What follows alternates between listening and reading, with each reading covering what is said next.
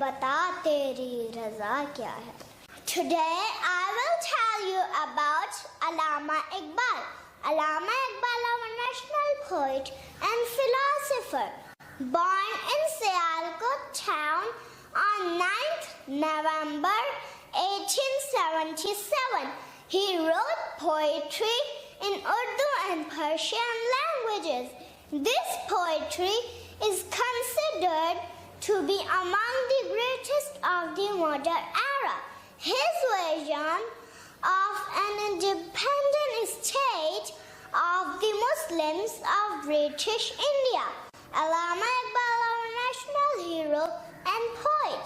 He wrote lots of poetry for us, such as Bacche Ki Dua, Makra aur Makhi, Hamdardi, Pahad aur Gilari. These are the most famous and interesting poetry for children. Thank you.